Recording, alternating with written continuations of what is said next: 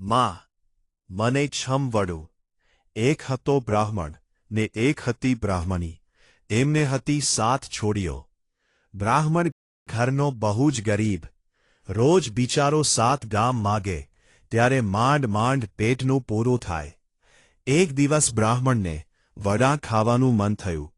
એમને બ્રાહ્મણીને કહ્યું, આજ તો વડા ખાવાનું મન થયું છે. બ્રાહ્મણીએ કહે, પણ બધાઈને થાય એટલો લોટ ઘરમાં નથી. 5-7 વડા થાય એટલો લોટ માંડ માંડ નીકળે તો પણ ઘણો. બ્રાહ્મણ કહે, ત્યારે કંઈ નહીં, વાત માંડી વાળો. બ્રાહ્મણી કહે, ના, એમ નહીં. પરમ દહાડે ધોળી કાકી થોડાક વડા આપી ગયા હતા, તે મેં ને છોડીઓએ ચાખ્યા છે. એક તમે રહી ગયા છો. છોડીઓને વાળું કરીને સૂઈ જવા દો. પછી હું તમને 5-7 પાડી આપીશ. મારે કંઈ ખાવા નથી, એટલે તમે એટલા વડા ખાઈને પાણી પીશો તો પેટ ભરાશે. બ્રાહ્મણ એવું કહે, ભલે, પણ તું એકાદ 2 ચાખજે ને. બ્રાહ્મણી કહે, સારો. રાત પડીને છોડીઓ સૂઈ ગઈ. પછી બ્રાહ્મણીએ હળવેથી ઉઠીને ચૂલો સળગાવ્યો. પછી ચૂલા ઉપર લોઢી મૂકીને ઉપર ટીયાપોંક તેલ મૂક્યું. પછી વડાનો લોટ ડોઈને વડા કરવા બેઠી. જ્યાં પહેલું વડું લોઢીમાં મૂક્યું ત્યાં છમ છમ થયું. આ છમ છમનો અવાજ સાંભળી એક છોડી જાગીને કહે, મને છમ વડું. માં કહે, સૂઈ જા, સૂઈ જા, આ લે એક વડું. જોજે બીજી જાગે નહીં. પહેલી છોડી તો એક વડું ખાઈને પાણી પીને સૂતી. માએ તો બીજું વડું મૂક્યું. ત્યાં તો પાછું છમ છમ થયું.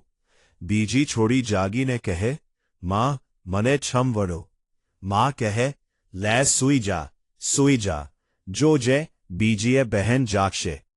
બીજી છોડી વડું ખાઈને સૂઈ ગઈ. બ્રાહ્મણીએ બ્રાહ્મણની સામે જોયું. બ્રાહ્મણ કહે, હશે, એ તો છોકરા છે ને. પછી માએ ત્રીજું વડું મૂક્યું, પણ ત્યાં તો પાછું છમ છમ છમ. છમ છમ સાંભળી વળી એક છોડી જાગી ને કહે, માં, મને છમ વડું. માં કહે, લે, વળી તું ક્યાં જાગી? લે આ વડું, ખાઈને સૂઈ જજે. જોજે બીજીને જગાડતી નહીં.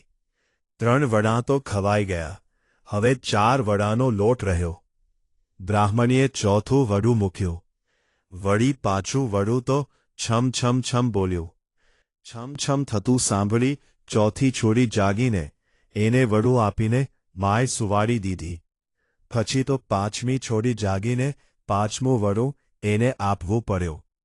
તે પછી વળી 6ઠ્ઠી છોડી જાગીને 6ઠ્ઠું વડું એના ભાગે ગયું. ને છેવટે 7મું વડું 7મી છોકરીએ ખાધું. ત્યાં તો બધો લોટ ખલાસ થઈ ગયો. બ્રાહ્મણીએ વડા ન ખાધા ને પાણી પીને સૂઈ ગયા.